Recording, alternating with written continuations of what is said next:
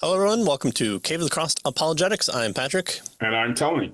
And we're in the midst of our book by both Kenneth Boa and Robert M. Bowman Jr. called Faith Has Its Reasons. And we're in the middle of the number 3 of 4, although technically 5, different approaches that they cover on different apologetic methods. And so we're covering the Reformed Apologetics, or as it might also be known as Presuppositionalism or covenantal apologetics for the Oliphant fans out there.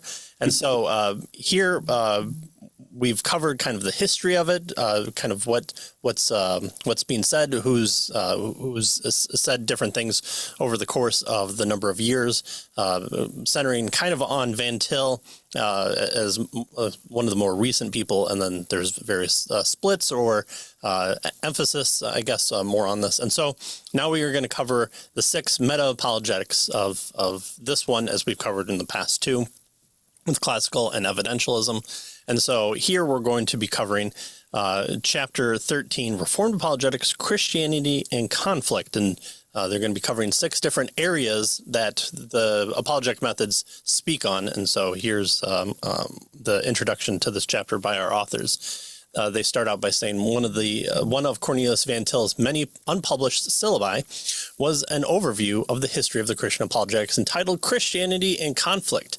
The title aptly characterizes Van Til's view of apologetics in 2 ways. Well, first, he saw apologetics as properly confronting unbelief in non-Christian thought. So we can kind of view this as kind of our offensive rather than defensive. But in that sense, it stands as a point of conflict between Christianity and non-Christians, religions and philosophies. So Van Til was not opposed to going on the offense and bringing the Christian message out into the world, out into academia. And some people might claim that he focused too much on academia based on his writing styles. But second, then, he argues that there is an internal conflict within Christianity over the method and approach to be used in apologetics. And here where I think a lot of critique happens internally within Christianity is that he seems to be very mean towards other people. And whether or not that's warranted is probably up for debate, although debate in love always, please. And so that's where our authors pick their point to start off with here. Right. So this this conflict here, this internal debate, was and is between defending Christianity by the improper approach of accommodating it to unbelieving presuppositions of non-Christian thoughts. Right. So that's one problem. Versus defending it by the proper approach of challenging those unbelieving presuppositions, right? So that's kind of the issue that Van Til wants us to see. And so this twofold note of conflict is characteristic of the Reformed approach to apologetics, especially, as you mentioned, practiced by Van Til, as well as Gordon Clark and their disciples. So on the one hand, there's the conflict between Christianity by the improper approach of accommodating it to the unbelievers' presuppositions. And they're arguing we don't have to go there. We can help the unbelievers see that they have no basis for their presuppositions, their worldview, right? So that's one position. And then defending it by the proper approach of challenging those unbelieving presuppositions. So these presuppositions don't work, right? So that's kind of the twofold approach here, that this conflict that they're getting at. Mm-hmm. Right, exactly. Okay, starting off with biblical standards for defending truth. Obviously, this is going to be a fundamental contention for this approach, though fundamental to classical apologetics and evidentialism are the respective approaches to epistemology, or the theory of knowledge. How do we know things?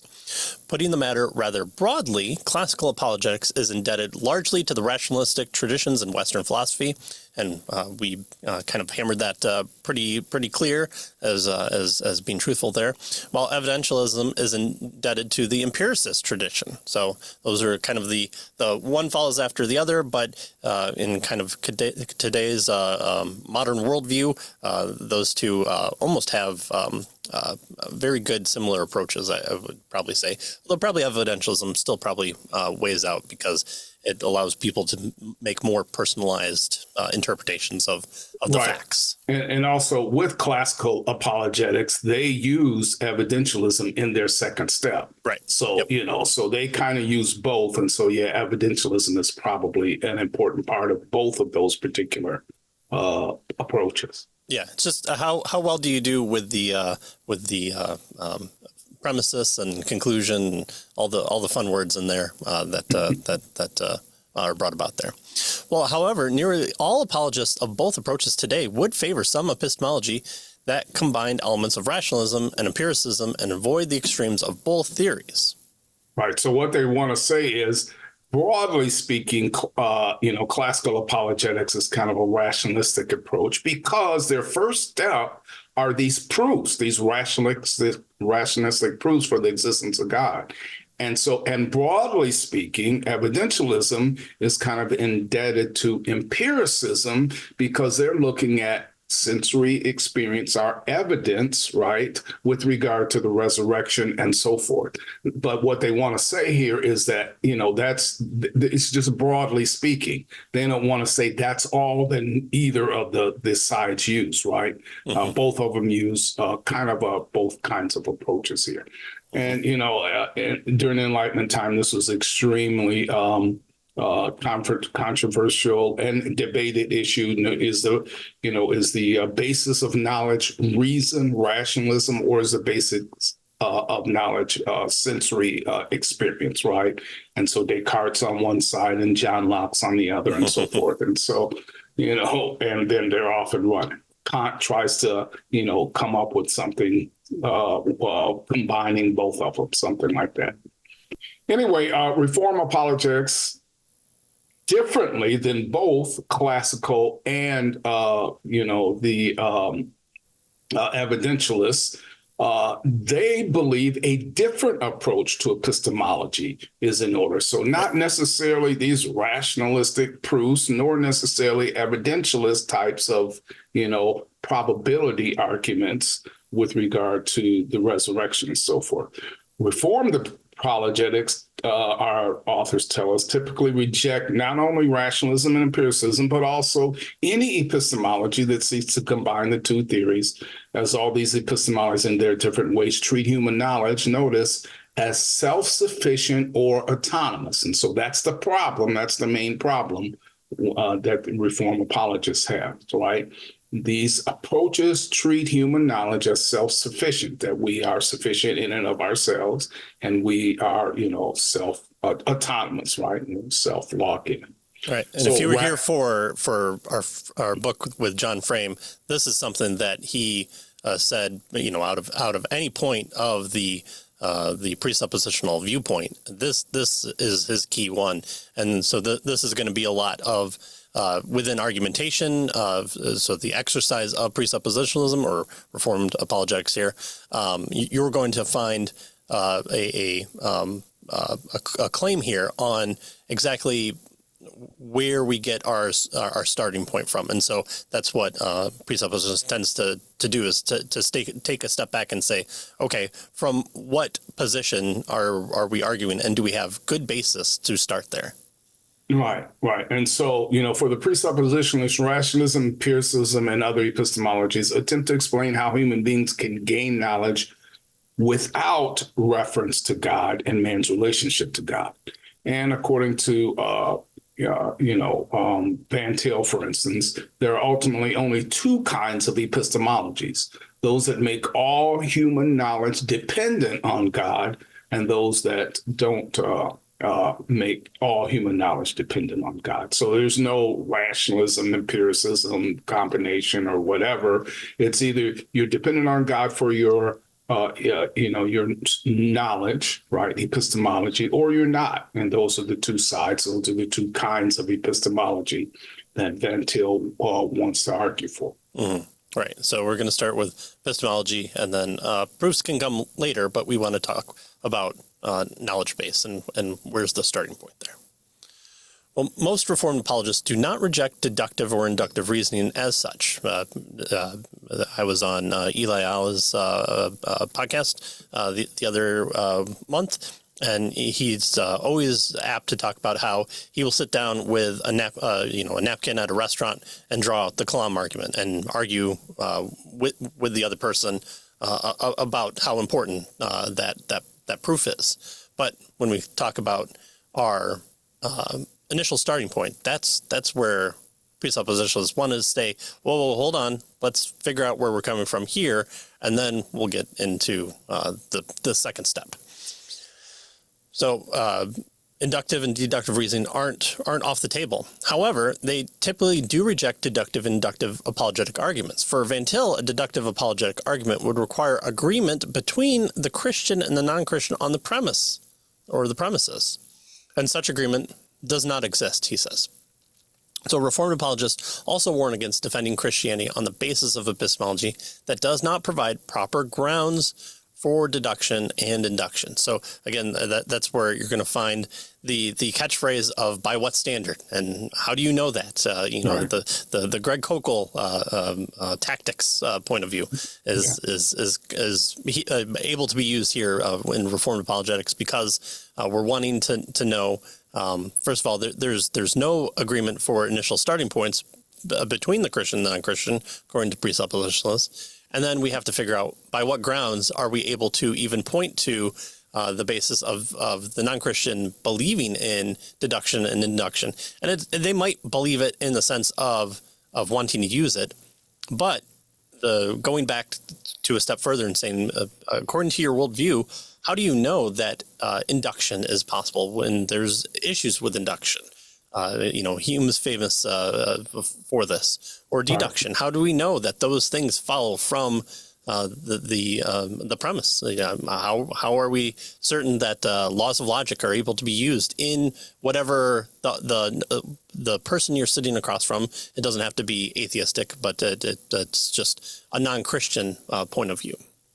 Well, the proper grounds cannot itself be epistemological, since one cannot ground an epistemology on an epistemology. So, okay, what's your ultimate standard? Well, this one. Okay, well, how do you know that? Well, I appeal to this one. Well, hold on. Okay, then we need to talk about that one because we're trying to go back to what's the starting point, not how you do it or what's step 5. We want to get back to step 1 and see from where do you start with.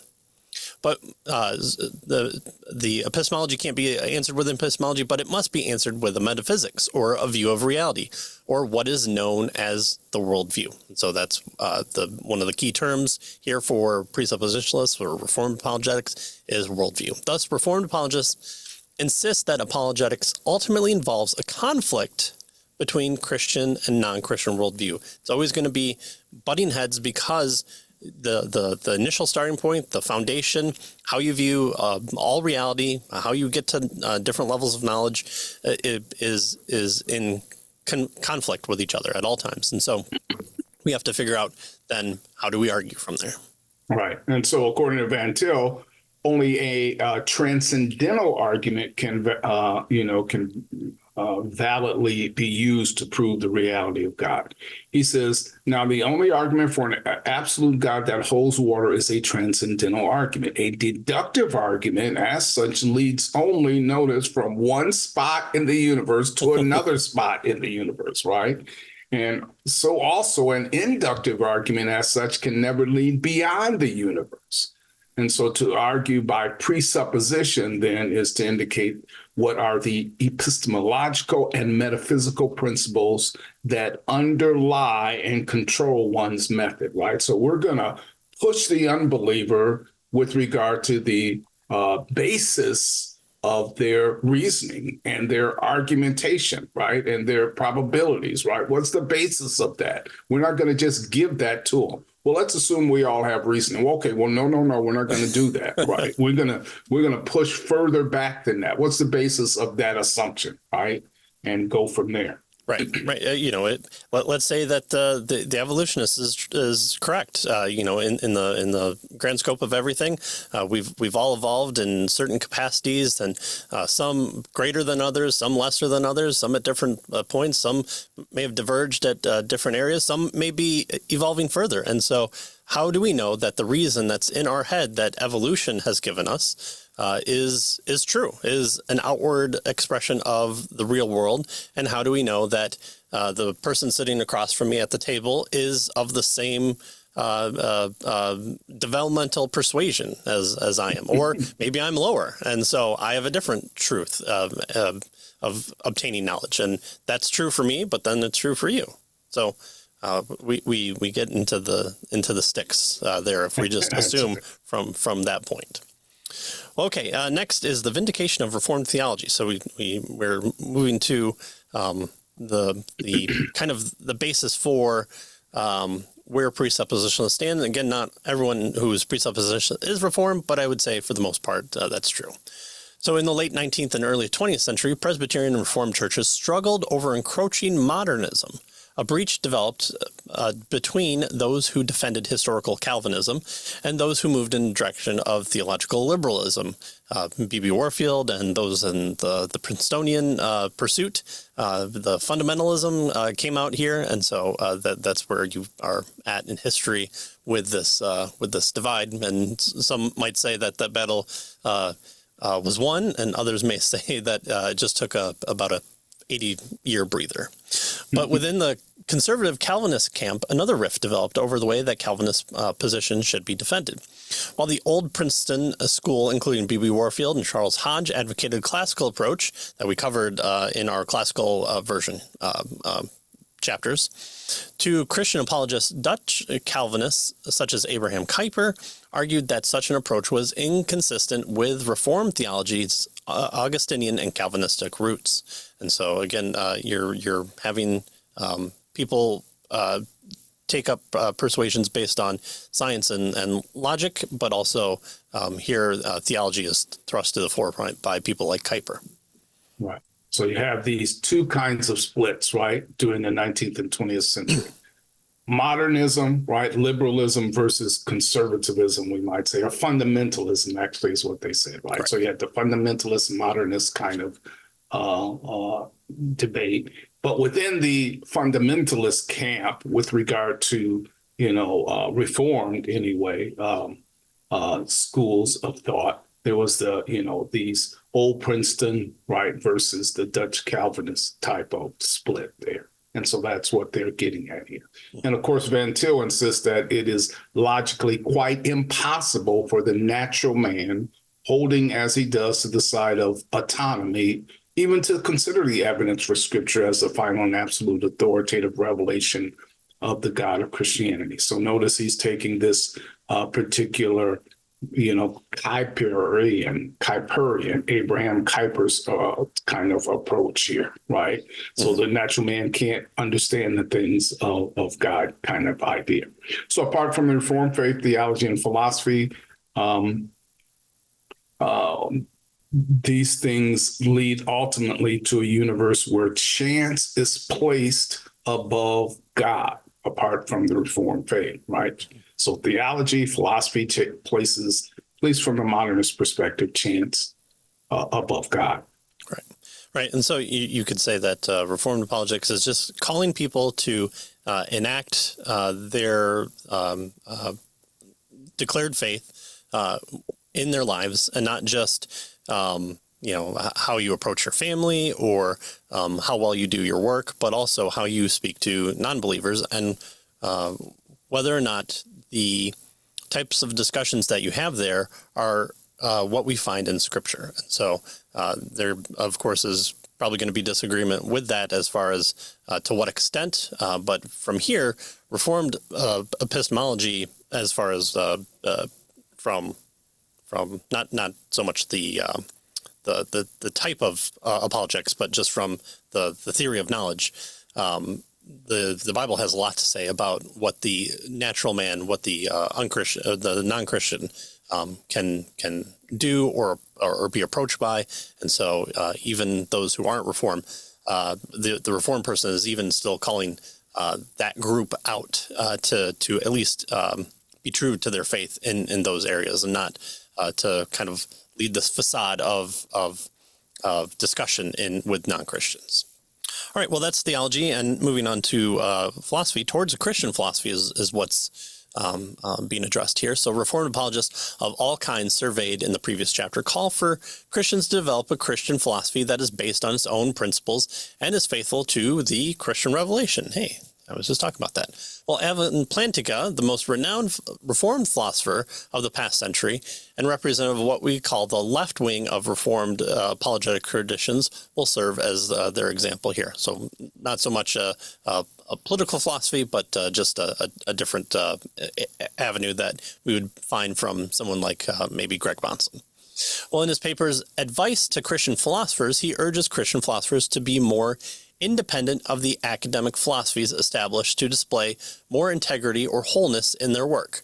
And over the past probably 20 years, that's been a better calling for Christian within the elements of the faculty, and to be bolder in affirming their Christian perspective. He points out that the Christian community has its own questions, its own concerns, its own topics for investigation, its own agenda, and its own research program. So be Christian in your academics. That's right. Focus on your Christian issues, Christian, types of discussions and problems and that sort of thing, right? And so he illustrates this point, for instance, with the problem of evil. He says, against those who press the reality of evil as evidence weighing against belief in God's existence, he replies that in ordinary reasoning, such evidence is weighed along with the rest of what the person considering this evidence already knows and already believes to be true, right? And so he then suggests that the Christian has every right to include belief that God exists as a basic part of that body of truth that is already believed and possessed, and in which case the reality of evil will then not undermine the person's confidence that God exists, right? So we have background knowledge, we have things that we already hold to be the case, true, and so the problem of evil doesn't really affect, he's suggesting, or undermine the person's confidence that God exists. It's an issue, you need to deal with it, but it doesn't mean that God doesn't exist all of a sudden because, here's an argument for the problem of evil, based on the Christian's view of the world, their worldview, and how they, their background assumptions and that sort of thing. Right. Look at the abolitionist movement versus the pro-life movement. The abolition movement tends to be almost strictly presuppositional in basis of affirming that all humanity, including even our unborn neighbors, are made in the image of God and are worthy of protection, and those that violate that sanctity of life deserve just punishment. So we see that outplaying even today from this call that Plantinga has within the problem of evil, which we would say that abortion is definitely a problem of evil there. Well, much of what Plantinga says here will resonate with more conservative Reformed apologetics. One key difference, though, is that he concludes that Christian philosophers ought to be prepared to argue their position based on premises acceptable to non-Christian philosophers, while not treating such arguments as primary or necessary justifications for their position. So he's going to give kind of a little bit more credence to allowing for some common ground than what people that follow Bahnsen or Gordon Clark are going to allow there. Well, for Van Til, on the other hand, as for most conservative Reformed apologists, it is impossible to find any premise acceptable to non-Christians from which the Christian position can be validly defended. And I would think that probably that results from Plantinga being not entrenched, that's probably a bad connotation, but at least familiar enough with the academics so that he wants to have conversations with them. He wants to respond to them. He wants to probably not have to go back to first principles all the time with his purposes there. I could be outside the lines there, but I would think that's probably where he's coming from, where Van Til is a repudiation of the academics and wanting to always go back to the ideas of, all right, well, where do you start and why do you hold those positions, and can you hold the positions after that? Right. And so notice Van Til really wants to focus on the conflict, right? Whereas, Plantinga here is trying to find some common ground. Right, exactly. Well, whereas Plantinga argues that the rational respectability of theism, especially Christian theism, Van Til argues of the rational inescapability of Christian theism, and only specifically Christian theism. He says that we as Christians alone have the position that is philosophically defensible. So out of all the worldviews in the world, you're telling me that Christianity is the only correct one? Well, yes. And in fact, the Bible tells us that we need to have that idea. And so this type of apologetics is Van Til's outward expression of just agreeing with that sentimentality in all aspects of life. Jesus is Lord of all. Where is he not Lord? Well, let's give the unbeliever the ability to not have to claim that Jesus is Lord. Okay, right. I don't think that's included in the all. I know for both the Reformed and non-Reformed camp, we sometimes get hooked up too much on the word all, but here it seems pretty clear what Jesus is Lord of all means. Right. Right. So notice here, and this is the big difference here. Plantinga is arguing, they tell us for the rational respectability of theism.